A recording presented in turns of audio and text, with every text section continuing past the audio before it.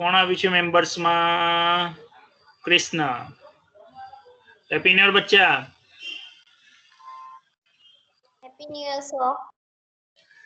હવે સાંભળો બચ્ચાઓ, બીજા જોઈન થશે.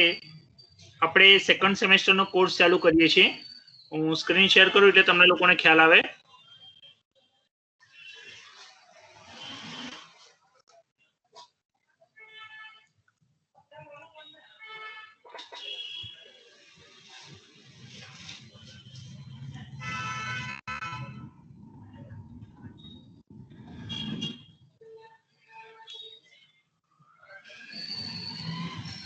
સ્ક્રીન દેખાય છે બચ્ચાઓ? Yes sir. હા સર. હા બેટા, હવે જુઓ 18 ચેપ્ટર છે ટોટલ, બરાબર છે. આપણે 10 નંબરના ચેપ્ટરથી સ્ટાર્ટ કરીએ છીએ. એ સેકન્ડ સેમેસ્ટરનો કોર્સ તમારે અહીંયાથી સ્ટાર્ટ થશે તરુણાવસ્થા તરફ. ઓકે, આગળના જે ચેપ્ટર્સ છે આપણે 7 નંબરના ચેપ્ટર સુધી કમ્પ્લીટ થયું છે. 8 નંબરનું અને 9 નંબરનું ચેપ્ટર છે બેટા, એ આપણે જોઈ લઈશું. તમે લોકો ત્યાં સુધી એ વાંચી લેજો. આપણે સેકન્ડ સેમેસ્ટરનો કોર્સ ખાસ ચાલુ કરીએ છીએ. ચેપ્ટર નંબર 10 તરુણાવસ્થા તરફ જોઈ લઈએ.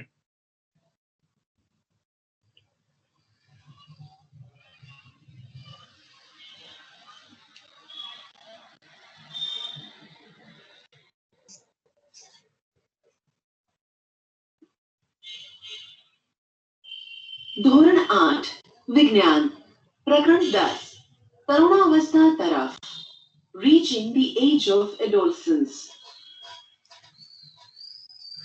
ચલો બચ્ચાઓ સ્ટાર્ટ કરીએ. Chapter number 10 તરુણાવસ્થા.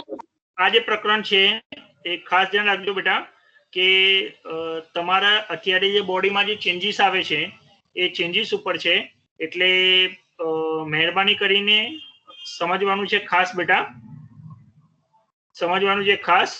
આ ચેપ્ટરને હસવામાં ના કરતા, અને તમારી બોડીમાં જે ચેન્જીસ છે, કયા અંતઃસ્ત્રાવ અને શાના કારણે આ બધા ચેન્જીસ થાય છે, બરાબર છે, એ બધા વિશે તમને લોકોને જાણવા મળશે. ઓકે, તો મહેરબાની કરીને એ ખાસ જોજો. બધાને સ્ક્રીન દેખાય છે ખરી ને? હા સર. હા સર. ઓકે બચ્ચાઓ, ઓકે ઓકે, ચલો વેરી ગુડ. હવે સ્ટાર્ટ કરીએ. અને મહેરબાની કરીને ખાસ ધ્યાન રાખજો બચ્ચાઓ કે આ બધું રેકોર્ડ થાય છે બેટા, એટલે તમને અત્યારે ભલે તમારા ફેસ કે કશું જ ના દેખાતું હોય, પણ બધું જ નીચે રેકોર્ડ થાય છે. એટલે મહેરબાની કરીને આપણે વાત કરી હતી એ પ્રમાણે ખાસ આજે ના બેઠા હોય તો હવેથી જ્યારે પણ લેસન્સ હોય બધાના, આપણા મીટિંગમાં બેસવાનું હોય તો ઓલવેઝ યાદ રાખવાનું કઈ કઈ વસ્તુ સાથે લઈને બેસવાની. નોટ, પેન, બુક્સ, તમારી ગણિતની કે વિજ્ઞાનની જે પણ બુક્સ છે સબ્જેક્ટની, એ સબ્જેક્ટની બુક્સ અને પાણીની બોટલ, આટલું લઈને બેસવાનું, બરાબર.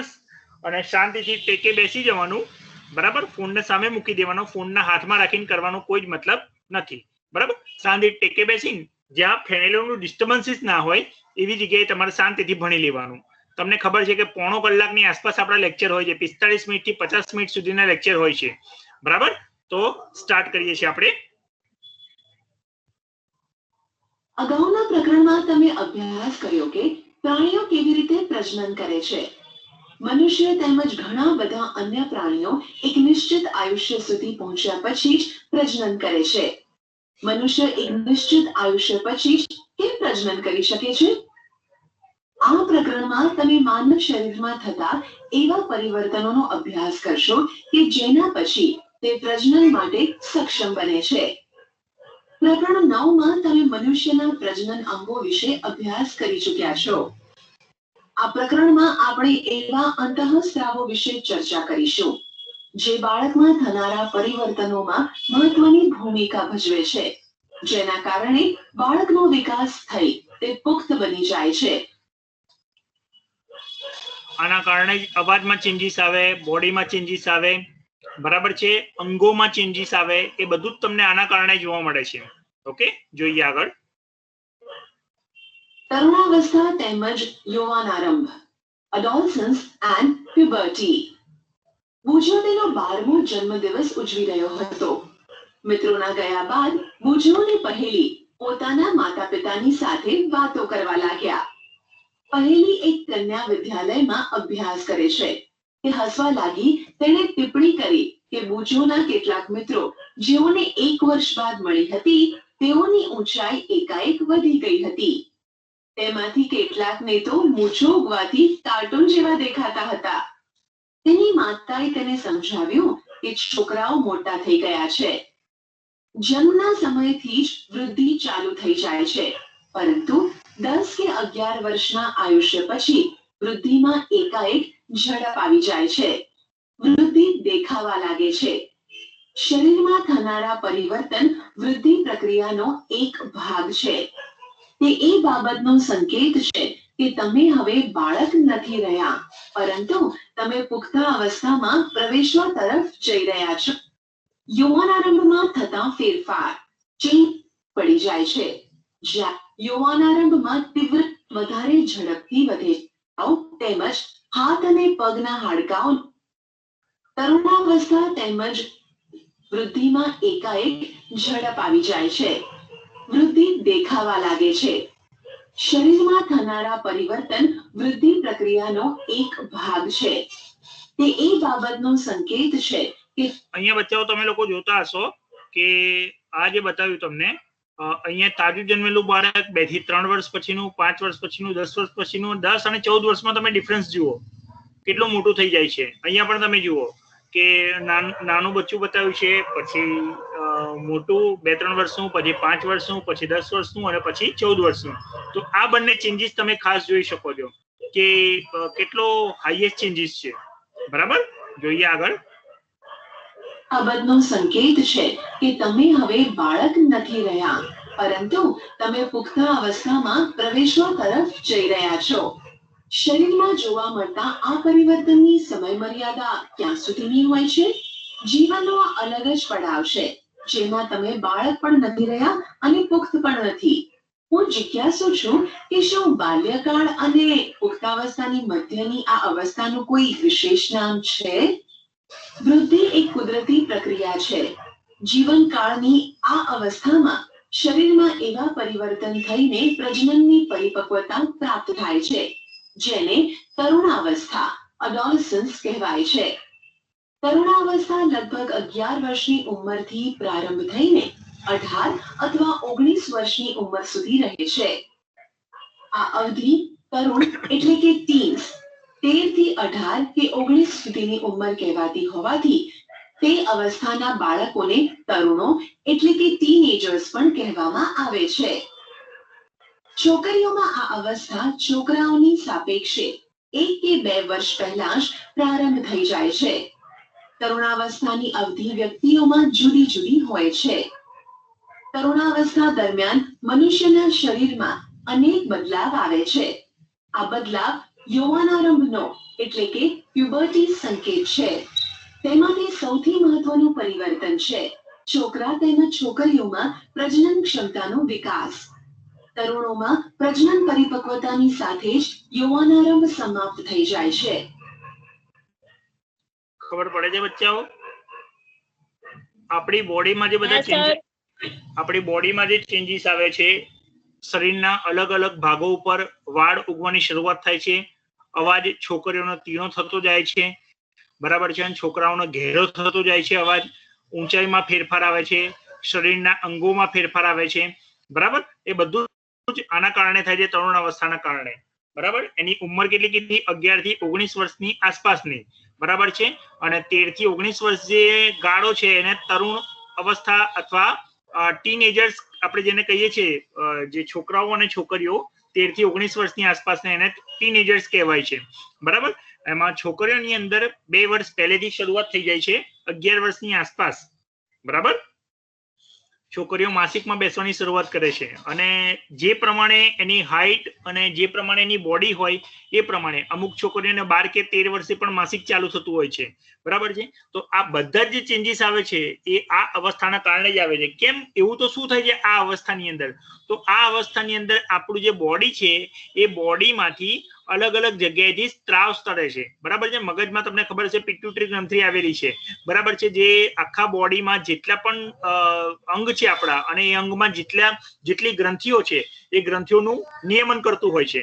બરાબર છે. તો બોયઝ અને ગર્લ્સ આ બંનેની અંદર આ જે ગ્રંથિઓ છે આ ગ્રંથિઓનું આ સમયની અંદર એક ઉંમરના કારણે એ અંતઃસ્ત્રાવ ઉત્પન્ન થાય છે, જે આપણી બોડીની અંદર ચેન્જીસ આવે છે. ફક્ત આ એકલું નહીં, બોડીનો વિકાસ એકલો નહીં, તમને બધાની વચ્ચે બોલે ને તો પણ ના ગમે. સર, મેડમ, મમ્મી, પપ્પા, કોઈ પણ બધાની વચ્ચે જો તમને લડે ને તો તમને એમ થાય કે હું આને મારું બરોબર, એમ પથ્થર લઈને મારું અથવા બીજું કઈ એને કરું, એમ મને જ કેમ બોલે એમ. એટલે આવા બાળકો હોય ને એ લોકોનો ગુસ્સો પણ બહુ જલ્દી આવી જતો હોય છે. બરાબર છે. સર કે મેડમ તમને લડે તો મનમાં એવું થતું હશે કે સર મને જ કેમ બોલે છે, મને જ કેમ બોલબોલ કરે છે, મેડમ મને જ કેમ લડે છે. બરાબર છે. એવી જ રીતે છોકરાઓ જે હોય, બરાબર, જે બોયઝ જે હોય એ ગર્લ્સ તરફ, છોકરીઓ તરફ આકર્ષાય. બરાબર છે. અને છોકરીઓ જે છે એ છોકરાઓ તરફ આકર્ષાય. એને વિજાતીય આકર્ષણ કહેવાય. એ પણ આ ઉંમરની અંદર જે અંતઃસ્ત્રાવ ઉત્પન્ન થાય છે એના કારણે જ આ બધા ચેન્જીસ આવે છે. ઓકે, જોઈએ આગળ. યૌવનારંભમાં થતા ફેરફાર, changes at puberty. ઊંચાઈમાં વધારો, increase in height. ઊંચાઈમાં એકાએક વધારો યૌવનારંભ દરમિયાન થતો સૌથી મોટો દેખીતો બદલાવ છે. આ સમયે શરીરના લાંબા હાડકાઓ તેમજ હાથ અને પગના હાડકાઓની લંબાઈમાં વધારો થાય છે, જે વ્યક્તિને ઊંચો બનાવે છે.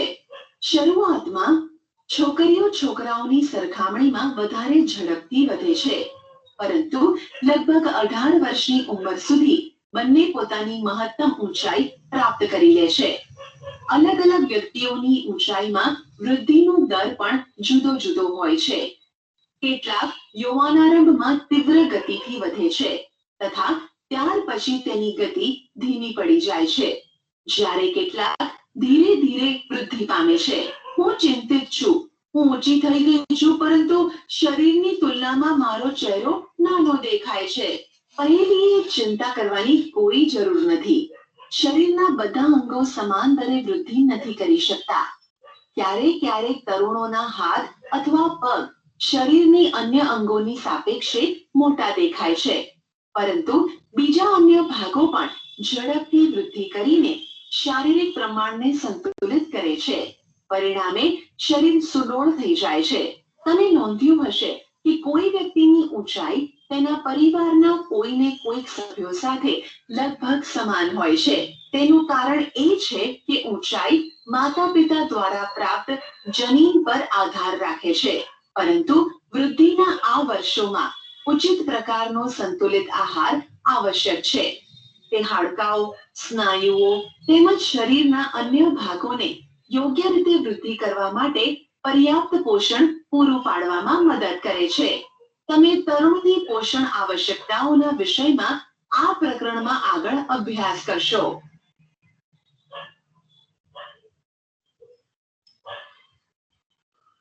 પ્રવૃત્તિ 10.1.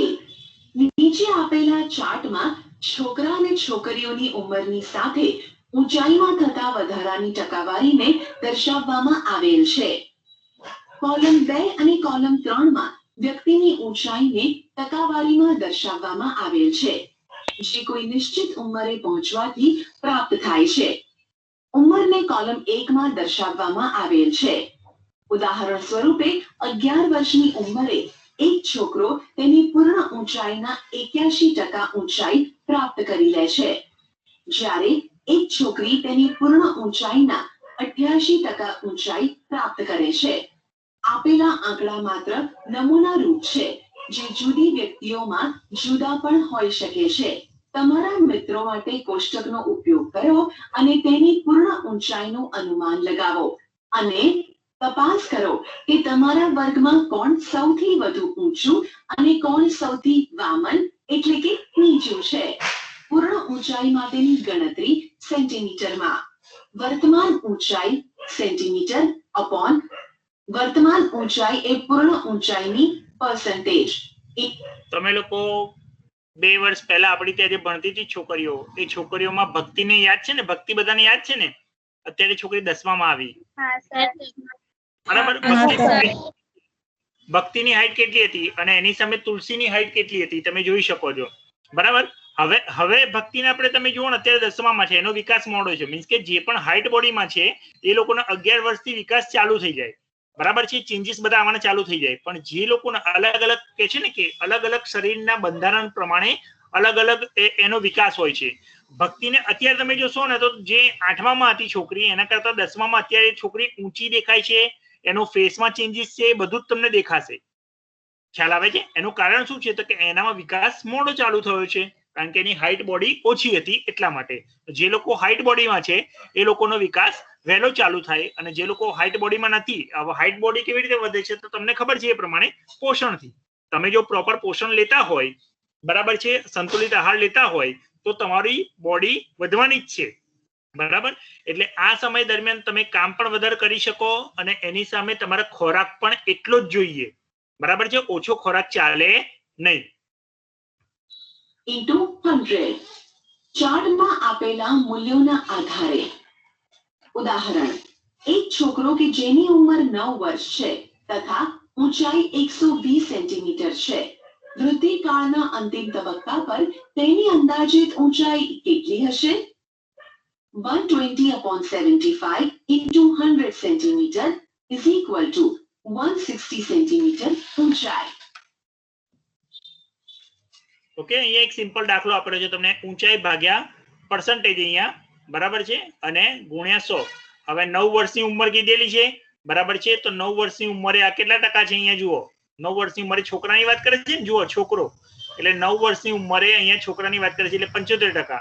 એટલે એની ઊંચાઈ કેટલી છે? 120 સેન્ટીમીટર. તો 120 સેન્ટીમીટર છેદમાં 75 ગુણ્યા 100. આના વડે તમે જ્યારે ગુણો તો એની ઊંચાઈ કેટલી છે? 160 સેન્ટીમીટર, બરાબર છે. એના અંતિમ તબક્કા જ્યારે હશે, મીન્સ કે જ્યારે 18 વર્ષનો થઈ ગયો હશે અને 100% ઊંચાઈ એની હશે, એ ટાઈમ પર એની ઊંચાઈ કેટલી હશે? 160 સેન્ટીમીટર.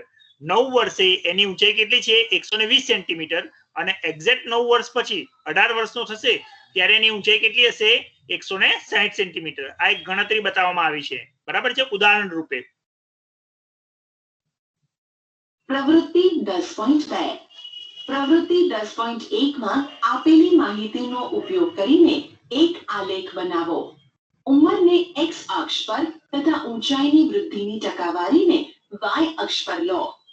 તમારી ઉંમરને આલેખ પર વિશિષ્ટ સ્વરૂપે નિર્દેશિત કરો. તમે ઊંચાઈની જે ટકાવારીને પ્રાપ્ત કરી ચૂક્યા છો તેની જાણકારી મેળવો. તમે અંતે જે ઊંચાઈને પ્રાપ્ત કરી શકશો તેની ગણતરી કરો. તમે તમારા આલેખની સરખામણી નીચે આપેલા આલેખ સાથે કરો. બરાબર, અહીંયા ખરેખર હોવું જોઈએ. આ જે બતાવ્યું ને એ થિયોરિટિકલ કહેવાય. અહીંયા તમને જે બતાવે છે ને ની સરખામણી નીચે તમે અંતે જે ઊંચાઈને જે પેલો કોઠો બનાવે છે એ કોઠો સૈદ્ધાંતિક કહેવાય. સૈદ્ધાંતિક કેમ? તો કે ગણતરી કરીને એમને મૂકેલો છે, રાઈટ.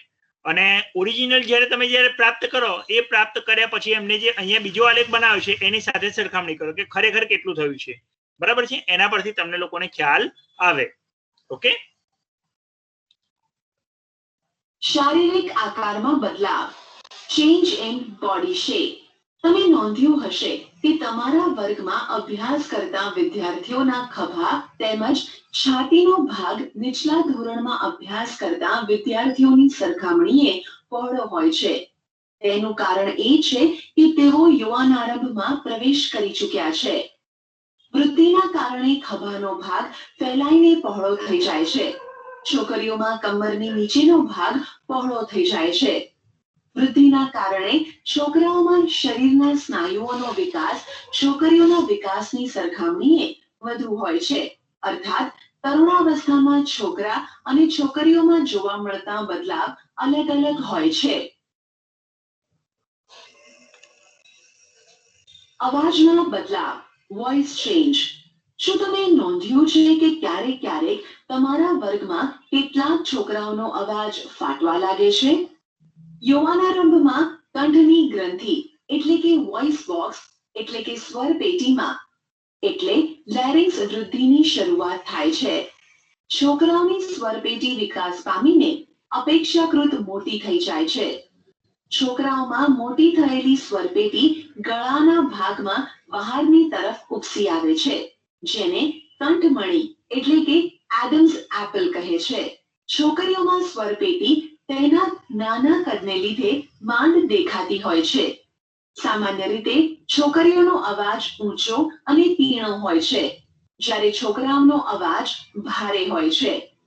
તરુણાવસ્થાના છોકરાઓમાં ક્યારેક ક્યારેક સ્વર પેટીના સ્નાયુઓમાં અનિયંત્રિત થઈ જાય છે અને અવાજ ઘોઘરો થઈ જાય છે.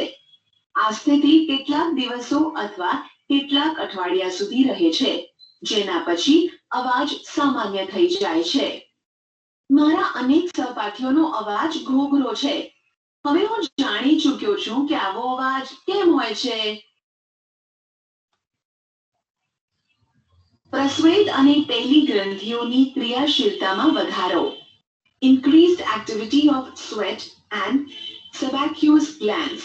પ્રસ્વેદ અને પહેલી ગ્રંથિઓનો સ્ત્રાવ તરુણાવસ્થામાં વધી જાય છે. આ ગ્રંથિઓની વધારે પડતી ક્રિયાશીલતાને કારણે કેટલીક વ્યક્તિઓના ચહેરા પર પોડલીઓ અને ખીલ વગેરે થઈ જાય છે. પ્રસ્વેદ ગ્રંથિઓ, તૈલ ગ્રંથિઓ તથા લાળ ગ્રંથિઓ જેવી કેટલીક ગ્રંથિઓ પોતાનો સ્ત્રાવ વાહિનીઓ દ્વારા કરે છે. અંતઃસ્ત્રાવી ગ્રંથિઓ અંતઃસ્ત્રાવોને સીધા રુધિર પ્રવાહમાં મુક્ત કરે છે. આથી તેને નલિકા વિહીન ગ્રંથિઓ પણ કહે છે.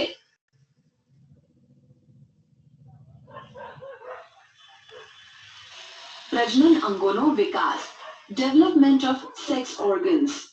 અગાઉના પ્રકરણમાં દર્શાવેલી આકૃતિ 9.1 તેમજ 9.2 માં દર્શાવવામાં આવેલા માનવ પ્રજનનાંગોના અભ્યાસ કરો. યુવાનારંભમાં નર પ્રજનન અંગો જેવા કે શુક્રપિંડ તેમજ શિશ્ન પૂર્ણતઃ વિકસિત થઈ જાય છે. શુક્રપિંડમાંથી શુક્રકોષોનું ઉત્પાદન શરૂ થઈ જાય છે. છોકરીઓમાં અંડપિંડ કદમાં વધે છે તથા અંડકોષો પરિપક્વ થવા લાગે છે. અંડપિંડમાંથી અંડકોષોનું મુક્ત થવાનું શરૂ થઈ જાય છે. માનસિક, બૌદ્ધિક તેમજ પ્રજનન અંગોમાંથી અંડકોષોનું મુક્ત થવાનું શરૂ થઈ જાય છે.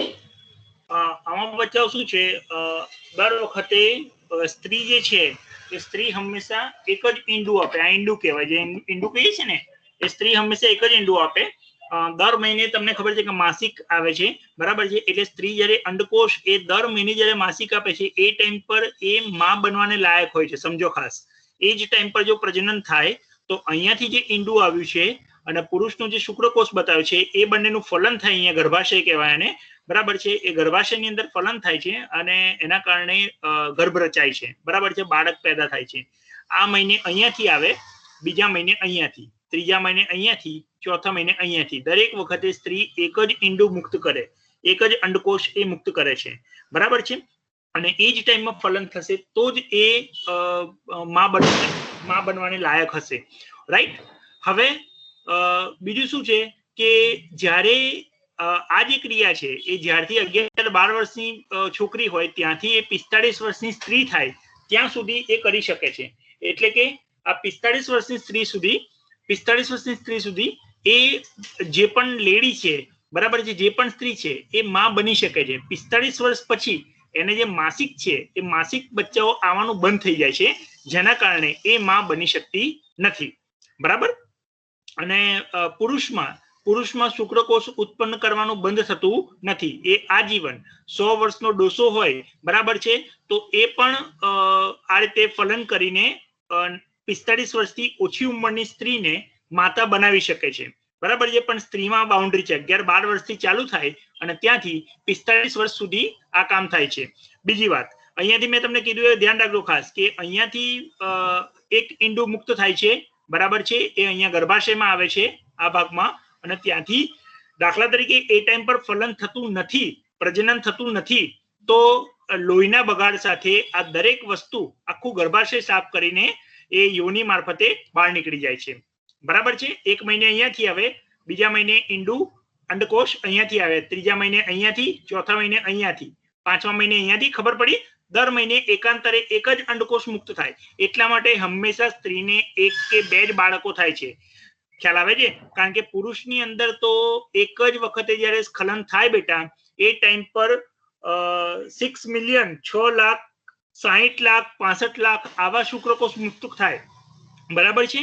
અને એ બધા જ જો આની સાથે સંયોજાય તો કેટલા બધા બાળકો પેદા થાય, બરાબર છે. પણ સ્ત્રી શું કરે છે? એક જ ઈંડું આપે છે.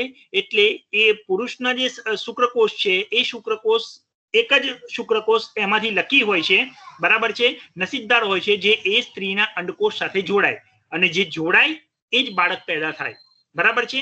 જો એક જ જોડાય તો એક બાળક થાય અને જો ભૂલી ચૂકે બે જોડાય તો જોડિયા બાળક આપણે જે કહીએ છીએ એ બે થાય, પણ 2 થી વધારે બાળકો એક સાથે થતા નથી. બહુ જ રેર કેસમાં 3 બાળકો થાય, બાકી એ શક્યતા બહુ જ નહીવત છે. ખ્યાલ આવી ગયો? આગળ જોઈએ. માનસિક, બૌદ્ધિક તેમજ સંવેદનાત્મક પરિપક્વતા પ્રાપ્ત થવી. Reaching mental, intellectual and emotional maturity. તરુણાવસ્થા વ્યક્તિની વિચારસરણીમાં પરિવર્તનની પણ અવસ્થા છે. પહેલાની સાપેક્ષે કિશોર વધારે સ્વતંત્ર તેમજ પોતાની તરફ વધારે સચેત હોય છે. તેનામાં બૌદ્ધિક વિકાસ પણ થાય છે તથા તે વિચારવામાં વધારે સમય લે છે. વાસ્તવમાં કોઈ પણ વ્યક્તિના જીવનમાં આ એ સમય છે કે જેમાં તેના મગજની શીખવાની ક્ષમતા સર્વાધિક હોય છે. ક્યારેક તરુણ શારીરિક તેમજ માનસિક બદલાવ પ્રત્યે અનુકૂળ થવા પ્રયત્ન કરે છે, ત્યારે પોતાને અસુરક્ષિત અનુભવે છે.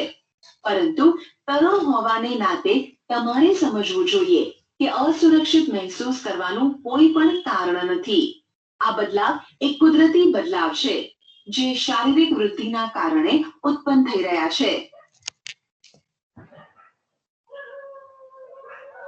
ગૌણ જાતીય લક્ષણો, સેકન્ડરી સેક્સ્યુઅલ કેરેક્ટર્સ. તમે પ્રકરણ 9 માં અભ્યાસ કરી ચૂક્યા છો કે શુક્રપિંડ તેમજ અંડપિંડ પ્રજનન અંગ છે. તે જન્યુઓ જેવા કે શુક્રકોષો અને અંડકોષોને ઉત્પન્ન કરે છે. યૌવનારંભમાં છોકરીઓના સ્તનનો વિકાસ થવા લાગે છે તથા છોકરાઓના ચહેરા પર વાળ ઉગવા લાગે છે, એટલે કે દાઢી મૂછ ઉગવા લાગે છે. આ લક્ષણો છોકરીઓને છોકરાઓથી અલગ પાડે છે. આવા લક્ષણોને ગૌણ જાતીય લક્ષણો કહે છે. છોકરાઓની છાતી પર પણ વાળ ઉગવા લાગે છે. છોકરા અને છોકરીઓ બંનેને બગલમાં તેમજ જાંઘની ઉપરની તરફ અથવા પ્યુબિક વિસ્તારમાં વાળ ઉગે છે. બુજોને પહેલી બંને જાણવા માંગે છે કે યૌવનારંભમાં થતા આ બદલાવની શરૂઆત કોણ કરે છે? તરુણાવસ્થામાં થતા આ બદલાવ અંતઃસ્ત્રાવો એટલે કે હોર્મોન્સ દ્વારા નિયંત્રિત હોય છે. અંતઃસ્ત્રાવ એ રાસાયણિક પદાર્થ છે. તે અંતઃસ્ત્રાવી ગ્રંથિઓ એટલે કે એન્ડોક્રાઇન ગ્લેન્ડ્સ અથવા અંતઃસ્ત્રાવી તંત્રો દ્વારા ઉત્પન્ન કરવામાં આવે છે. યૌવનારંભની સાથે જ શુક્રપિંડ નર અંતઃસ્ત્રાવ અથવા ટેસ્ટોસ્ટેરોનનું નિર્માણ ચાલુ કરી દે છે. આ અંતઃસ્ત્રાવ છોકરાઓમાં બદલાવનું કારણ છે, જેના વિશે તમે હમણાં જ અભ્યાસ કર્યો છે.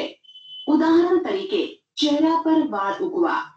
છોકરીઓમાં યૌવનારંભની સાથે અંડપિંડ માદા અંતઃસ્ત્રાવ અથવા એસ્ટ્રોજન ઉત્પન્ન કરવાનું શરૂ કરી દે છે, જેનાથી સ્તન વિકસિત થઈ જાય છે. દૂધસ્ત્રાવી ગ્રંથિઓ સ્તનની અંદર વિકસિત થઈ જાય છે. આ અંતઃસ્ત્રાવોના ઉત્પાદનનું નિયંત્રણ એક અન્ય અંતઃસ્ત્રાવ દ્વારા થાય છે, જે પિટ્યુટરી ગ્રંથિમાંથી ઉત્પન્ન થાય છે. મેં વાત કરી હતી પહેલા જ, બરાબર બચ્ચાઓ, કે પિટ્યુટરી ગ્રંથિ દ્વારા જ આ બધું હેન્ડલિંગ થાય, મેઇન જે મગજમાં આવેલી હોય. તો પુરુષની અંદર આ પૂછાશે પ્રશ્ન ખાસ, હા બેટા, કે પુરુષમાં જે ચેન્જીસ આવે છે કયા અંતઃસ્ત્રાવના કારણે? ટેસ્ટોસ્ટેરોન, બરાબર, અને સ્ત્રીની અંદર ઇસ્ટ્રોજન અથવા પ્રોજેસ્ટેરોન, બરાબર. સ્ત્રીની અંદર જેટલા પણ ચેન્જીસ આવે છે બોડીમાં એ આના કારણે જ આવે છે. ઇસ્ટ્રોજન અંતઃસ્ત્રાવનું નામ યાદ રાખજો ખાસ, અને પુરુષની અંદર ટેસ્ટોસ્ટેરોન. ઓકે, આ પ્રશ્ન ખાસ પૂછાશે. પ્રજનનિક કાર્યોની શરૂઆત કરવામાં અંતઃસ્ત્રાવોનો ફાળો. Role of hormones in initiating reproductive function. અંતઃસ્ત્રાવી ગ્રંથિઓ અંતઃસ્ત્રાવને રુધિરમાં સીધા જ ઠાલવે છે, જેનાથી તે શરીરના વિશિષ્ટ ભાગ અથવા લક્ષ્યાંક સ્થળ સુધી પહોંચી શકે. લક્ષ્યાંક સ્થળ અંતઃસ્ત્રાવ સાથે પ્રતિક્રિયા કરે છે. આપણા શરીરમાં અનેક અંતઃસ્ત્રાવી ગ્રંથિઓ કે નલિકા વિહીન ગ્રંથિઓ છે. શુક્રપિંડ તેમજ અંડપિંડ જાતીય અંતઃસ્ત્રાવોને ઉત્પન્ન કરે છે. તમે હમણાં જ અભ્યાસ કર્યો કે આ અંતઃસ્ત્રાવો ગૌણ જાતીય લક્ષણો માટે જવાબદાર છે. જાતીય અંતઃસ્ત્રાવો પણ પિટ્યુટરી ગ્રંથિ દ્વારા સ્ત્રાવિત અંતઃસ્ત્રાવના નિયંત્રણમાં હોય છે. પિટ્યુટરી ગ્રંથિ અનેક અંતઃસ્ત્રાવો ઉત્પન્ન કરે છે, જેમાંથી એક અંતઃસ્ત્રાવ અંડપિંડમાં અંડકોષ તેમજ શુક્રપિંડમાં શુક્રકોષોના પરિપક્વનને નિયંત્રિત કરે છે. પિટ્યુટરી ગ્રંથિમાંથી સ્રાવિત અંતઃસ્ત્રાવ પ્રજનન અંગોને ટેસ્ટોસ્ટેરોન નરમાં તથા ઇસ્ટ્રોજન માદામાં ઉત્પન્ન કરવા માટે પ્રેરિત કરે છે. રુધિર પ્રવાહમાં મુક્ત થાય છે તથા શરીરના વિભિન્ન ભાગો એટલે કે લક્ષ્યાંક સ્થળ સુધી પહોંચે છે. યૌવનારંભ દરમિયાન શરીરમાં પરિવર્તનોને ઉત્તેજિત કરે છે. પહેલી અને બૂજો હવે સમજી ગયા છે કે યૌવનારંભ વ્યક્તિના પ્રજનન અવધિનો પ્રારંભ છે, જ્યારે વ્યક્તિ પ્રજનન ક્ષમતા પ્રાપ્ત કરે છે.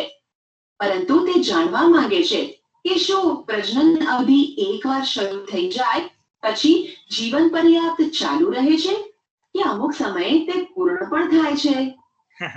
હમણાં જ મેં વાત કરીને બચ્ચાઓ એ તમને સમજાવશે. મનુષ્યમાં પ્રજનન કાળની અવધિ reproductive phase of life in humans. જ્યારે તરુણોના શુક્રપિંડ તથા અંડપિંડ જન્યુઓ ઉત્પન્ન કરવા લાગે છે ત્યારે તે પ્રજનન યોગ્ય થઈ જાય છે. જન્યુઓની પરિપક્વતા તેમજ ઉત્પાદનની ક્ષમતા પુરુષોમાં સ્ત્રીઓની સરખામણીએ વધારે હોય છે. સ્ત્રીઓમાં પ્રજનન અવસ્થાનો પ્રારંભ યૌવનારંભ એટલે કે 10 થી 12 વર્ષની ઉંમરથી થઈ જાય છે તથા સામાન્ય રીતે 45 થી 50 વર્ષની ઉંમર સુધી ચાલ્યા કરે છે. યૌવનારંભથી અંડકોષો પરિપક્વ થવા લાગે છે. અંડપિંડોમાં એક અંડકોષ પરિપક્વ થાય છે તથા લગભગ 28 થી 30 દિવસોના અંતરાલ પર કોઈ પણ એક અંડપિંડ દ્વારા મુક્ત થાય છે. આ સમયમાં ગર્ભાશયની દિવાલ જાડી થઈ જાય છે, જેનાથી તે અંડકોષના મુક્ત થયા બાદ યુગ્મન જને ગ્રહણ કરી શકે, જેના ફળ સ્વરૂપે ગર્ભધારણ થાય છે. જો અંડકોષનું ફલન ના થાય તો તેવી સ્થિતિમાં અંડકોષ તથા ગર્ભાશયનું મોટું સ્તર તેમજ તેની રુધિર વાહિનીઓ સાથે તૂટવા લાગે છે. તેનાથી સ્ત્રીઓમાં રક્તસ્રાવ થાય છે, જેને ઋતુસ્રાવ અથવા રજોસ્રાવ એટલે કે મેન્સ્ટ્રુએશન કહે છે. ઋતુસ્રાવ લગભગ 28 થી 30 દિવસોમાં એકવાર થાય છે. પહેલો ઋતુસ્રાવ યૌવનારંભની શરૂઆતમાં થાય છે, જેને રજોદર્શન એટલે કે મેનાર્ક કહે છે. લગભગ 45 થી 50 વર્ષની ઉંમરે ઋતુસ્રાવ થવાનું બંધ થઈ જાય છે. ઋતુસ્રાવ બંધ થઈ જવાની ક્રિયાને રજોનિવૃત્તિ એટલે કે મેનોપોઝ કહે છે. પ્રારંભમાં ઋતુસ્રાવ ચક્ર અનિયમિત હોઈ શકે છે તથા તેને નિયમિત થવામાં કેટલોક સમય લાગે છે. પહેલી કહે છે કે સ્ત્રીમાં પ્રજનન કાળની અવધિ રજોદર્શનની રજોનિવૃત્તિ સુધીની હોય છે. શું તે સાચું કહે છે?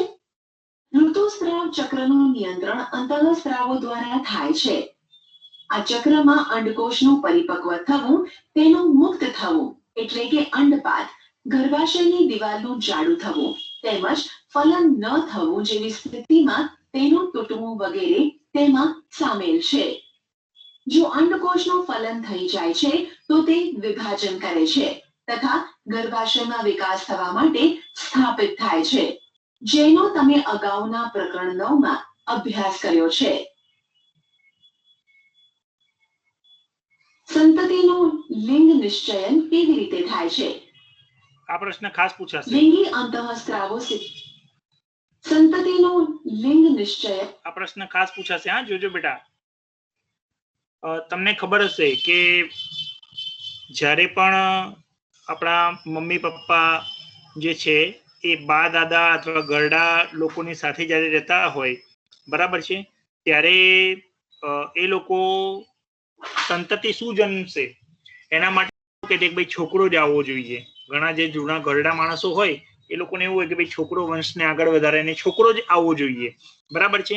અને જો છોકરો ના આવે અને જો છોકરી આવે, મીન્સ કે છોકરીનો જન્મ થાય, તો એ લોકોને ગમતું નથી. અને જે પણ તમારા મમ્મી એટલે કે જે પણ લેડીઝ હોય છે એ લેડીઝને જવાબદાર ઠેરવે કે ભાઈ તારા લીધે છોકરો થયો નહીં.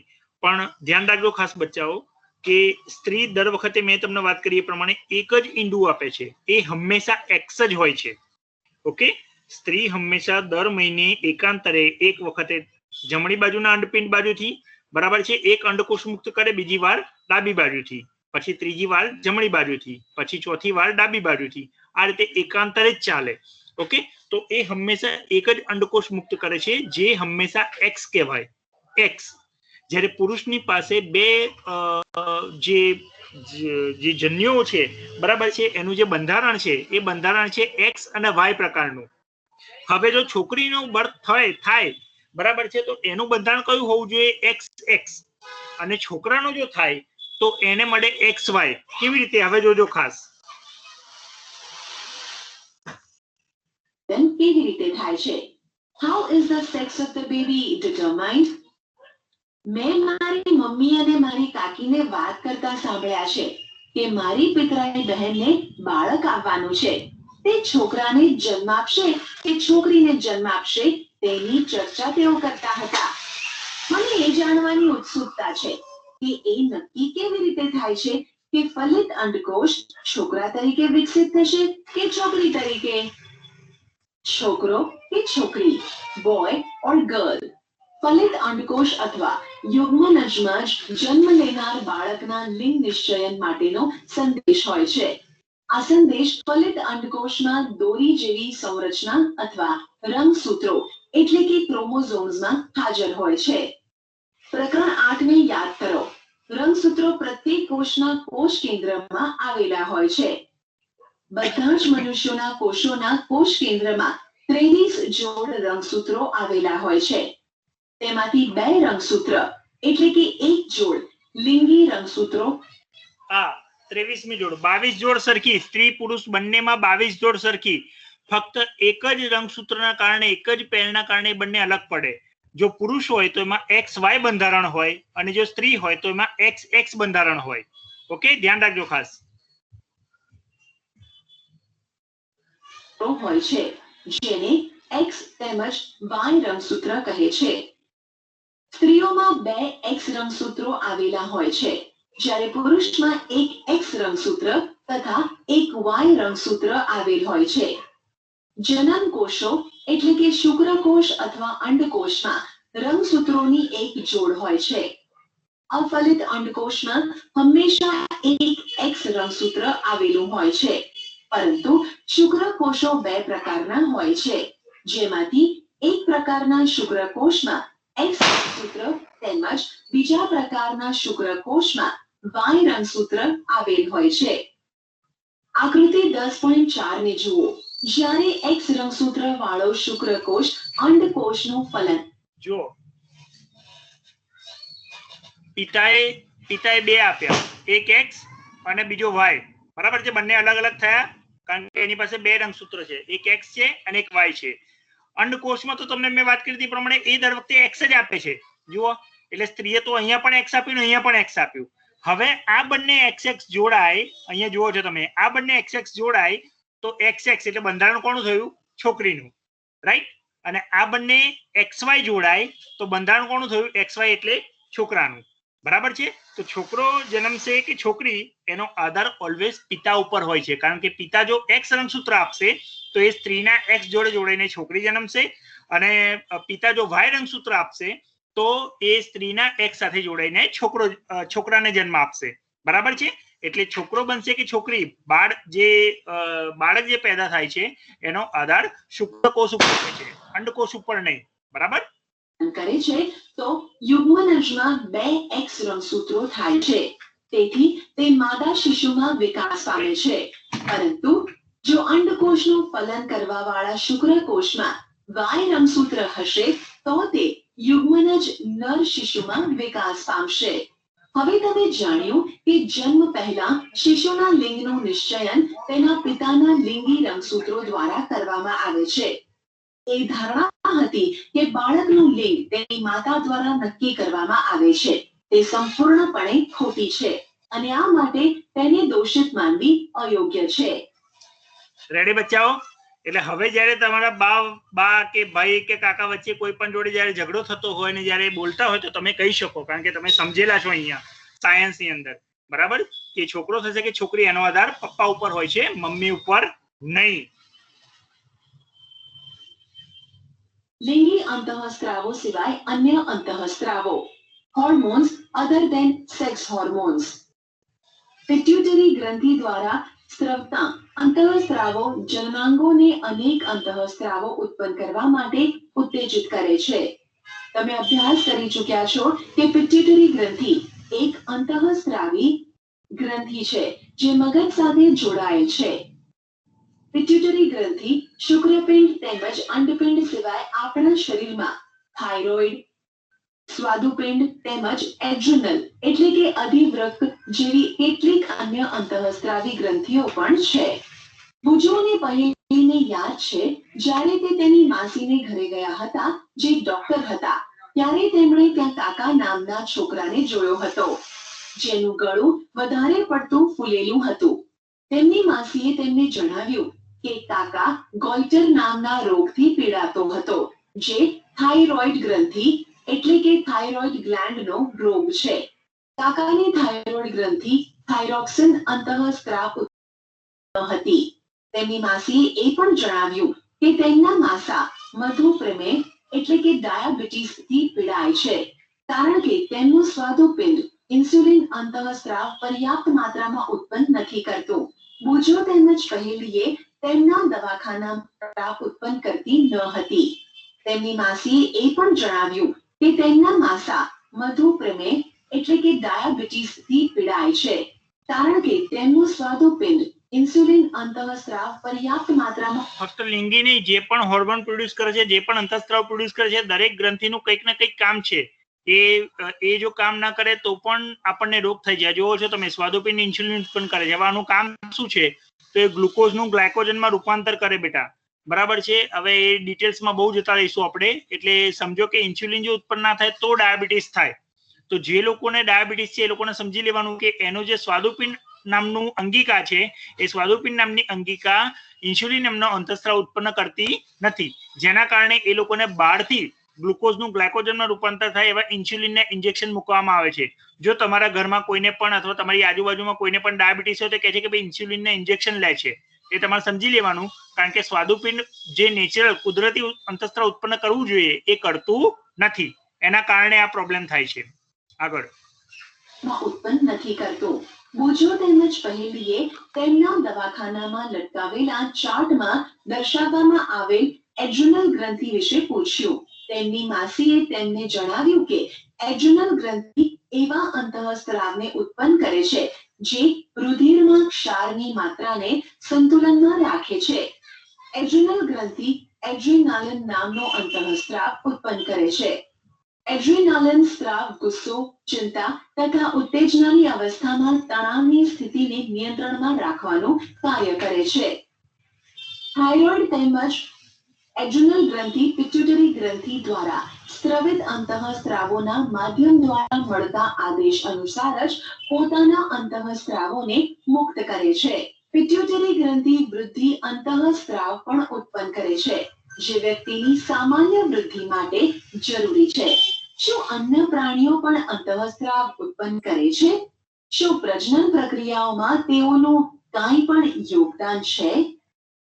પિટ્યુટરી મેન હેન્ડલિંગ કરે મગજમાંથી, એ મગજમાંથી આદેશ કરે એ પ્રમાણે દરેક અંગ એ અંતઃસ્ત્રાવ ઉત્પન્ન કરે છે. ઓકે, કીટકો અને દેડકામાં જીવન ચક્ર પૂર્ણ કરવા માટે અંતઃસ્ત્રાવોનો ફાળો. Role of hormones in completing the life history of insects and frogs. તમે રેશમના કીડા અને દેડકાના જીવનચક્ર વિશે તો અભ્યાસ કરી જ ચૂક્યા છો. ઈયળને વયસ્ક ફૂદામાં રૂપાંતર થવા સુધી અનેક તબક્કામાંથી પસાર થવું પડે છે. ધોરણ 7માં અભ્યાસ કરેલ રેશમના કીડાના જીવનચક્રને યાદ કરો. તેવા જ પ્રકારે ટેડપોલને પણ પુખ્ત દેડકો બનવા માટે અનેક તબક્કામાંથી પસાર થવું પડે છે. પ્રકરણ 9. લાર્વામાંથી પુખ્ત બનવાના આવા પરિવર્તનને કાયાંતરણ કહે છે. કીટકોમાં કાયાંતરણનું નિયંત્રણ કીટ અંતઃસ્ત્રાવો દ્વારા થાય છે. દેડકામાં થાઇરોઇડ દ્વારા સ્રવિત અંતઃસ્ત્રાવ થાઇરોક્સિન વડે તેનું નિયમન થાય છે. થાઇરોક્સિનના ઉત્પાદન માટે પાણીમાં આયોડીનની હાજરી આવશ્યક હોય છે. ટેડપોલ જે પાણીમાં વૃદ્ધિ કરી રહ્યા હોય તેમાં જો પર્યાપ્ત માત્રામાં આયોડિન ન હોય તો ટેડપોલ પુખ્ત દેડકામાં પરિવર્તિત થતો નથી. જો વ્યક્તિના આહારમાં પર્યાપ્ત આયોડિન ન હોય તો શું તેને થાઇરોક્સિનની ઉણપથી ગોઈટર થઈ જશે? હા, થશે. બરાબર છે, કારણ કે થાઇરોઇડ ગ્રંથિમાંથી થાઇરોક્સિન અંતઃસ્ત્રાવ ઉત્પન્ન ના થાય તો આ જે ગ્રંથિ છે એ ગ્રંથિને ગાંઠ જેવું રૂપ લે, ગાંઠ થઈ જાય આગળ ગળાના ભાગે. બરાબર છે, જેને ગલગંડ કહેવાય. ગોઈટર જે છે એ ગલગંડ કહેવાય. અને આ ખરેખર કઈ બાજુ છે? ગીર બાજુ છે, કારણ કે તેની જમીનમાં અને પાણીમાં આયોડિન નથી. એટલે તમે જોતા હશો કે આયોડિન યુક્ત નમક, યાદ આવ્યું? એડ આવે છે આયોડિન યુક્ત નમકની. બરાબર છે, જેની અંદર આયોડિન હોય છે.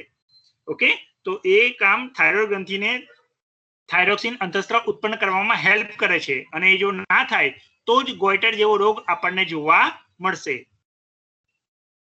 કોઈ સામાયિક અથવા ડોક્ટર પાસેથી માહિતી એકત્રિત કરો અને આયોડિન યુક્ત મીઠાના મહત્વ પર એક નોંધ તૈયાર કરો. તમે તેની જાણકારી ઇન્ટરનેટ દ્વારા પણ મેળવી શકો છો. સ્વાસ્થ્ય, હેલ્થ. વ્યક્તિની શારીરિક તેમજ માનસિક તંદુરસ્તી તે વ્યક્તિનું સ્વાસ્થ્ય કહેવાય છે. કોઈ પણ ઉંમરની વ્યક્તિના શરીરને સ્વસ્થ રાખવા માટે તેને સંતુલિત આહારની જરૂરિયાત હોય છે. વ્યક્તિએ પોતાની સ્વચ્છતાનું ધ્યાન રાખવું જોઈએ તેમજ પર્યાપ્ત શારીરિક કસરત પણ કરવી જોઈએ. તરુણાવસ્થામાં જ્યારે શરીર વૃદ્ધિ કરે છે ત્યારે ઉપરની બાબત અત્યંત આવશ્યક થઈ જાય છે. તરુણની પોષણ આવશ્યકતાઓ. Nutritional needs of the adolescence. તરુણાવસ્થા તીવ્ર વૃદ્ધિ તેમજ વિકાસની અવસ્થા છે. આથી કોઈ પણ તરુણના આહારનું આયોજન અત્યંત કાળજીપૂર્વક કરવું જોઈએ. તમે અભ્યાસ કરી ચૂક્યા છો કે સંતુલિત આહાર એટલે કે બેલેન્સ ડાયટ શું છે? યાદ કરો કે સંતુલિત આહારનો અર્થ એ છે કે ખોરાકમાં પ્રોટીન, કાર્બોદિત, ચરબી એટલે કે ફેટ, વિટામિન તેમજ ખનિજ ક્ષારોની પર્યાપ્ત માત્રામાં હાજરી. આપણું ભારતીય ભોજન જેમાં રોટલી, ભાત, દાળ તેમજ શાકભાજી હોય છે તે એક સંતુલિત આહાર છે. દૂધ પોતે જ એક સંતુલિત આહાર છે. ફળ પણ આપણને પોષણ આપે છે. શિશુઓને માતાના દૂધમાંથી સંપૂર્ણ પોષણ પ્રાપ્ત થાય છે, જેની તેઓને જરૂરિયાત હોય છે.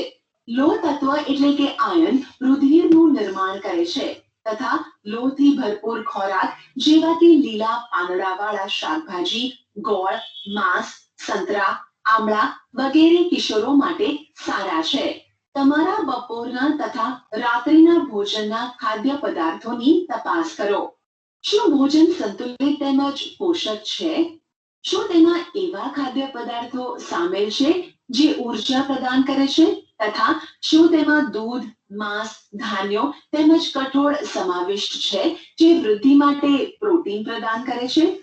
શું તેમાં ચરબી તેમજ શર્કરા પણ સામેલ છે જે ઉર્જા પ્રદાન કરે છે? ફળ અને શાકભાજી વિશે શું ખ્યાલ છે જે રક્ષણાત્મક ખોરાક છે? ચિપ્સ તથા પેકિંગ ફૂડ અથવા ડબ્બામાં બંધ ખોરાક સ્વાદિષ્ટ હોય છે, પરંતુ તેને નિયમિત ભોજનના ભોગે ન ખાવા જોઈએ કારણ કે તેમાં પોષણ માત્રા પર્યાપ્ત હોતી નથી. ઓકે બચ્ચાઓ, ખ્યાલ આવ્યો હશે તમને લોકોને કે તમે લોકો જે ખોરાક લો છો, રોટલી, રોટલા, ખીચડી, શાક, બરાબર છે, અને બીજું બધું. પ્રવૃત્તિ 10.4. તમારા મિત્રોનું એક જૂથ બનાવો. એવા ખાદ્ય પદાર્થોના નામ લખો જે તમે ગઈકાલે નાસ્તામાં, બપોરે કે પછી સાંજના ભોજનમાં ખાધા હોય. એવા ખાદ્ય પદાર્થોની ઓળખ મેળવો કે જે ચોક્કસ વૃદ્ધિ માટે જવાબદાર હોય. જંક ફૂડને પણ ઓળખો કે જે તમે ગઈકાલે ખાધા હોય. ઓકે બચ્ચાઓ, આપણે નેક્સ્ટ ટાઈમ હવે લઈશું પ્રવૃત્તિ 10.4 યાદ રાખજો. ઓકે, અહીંયા સુધી આપણે રાખીએ છીએ. પછી એક સમ તો તમે યાદ નહીં રાખી શકો અને બુક્સ ખાસ વાંચજો. બરાબર, આ જેટલું ચેપ્ટર્સ કમ્પ્લીટ થયું છે એ ખાસ વાંચજો બેટા. બરાબર, અને એના પ્રશ્નોના જવાબ લખજો. ઓકે, એકમ કસોટી બાકી છે એ લોકો એમના પેરેન્ટ્સ જોડે કાલે જ મોકલાવી દેજો. માર્ક્સ લખીને મોકલાવાના છે, બરાબર. આજે આવતીકાલે હું નામ લખીને મોકલી દઉં છું કે કેટલા કેટલા જણને બાકી છે, બરાબર. ચલો bye bye. Bye sir. Bye bye બચ્ચાઓ. Bye bye. Bye by.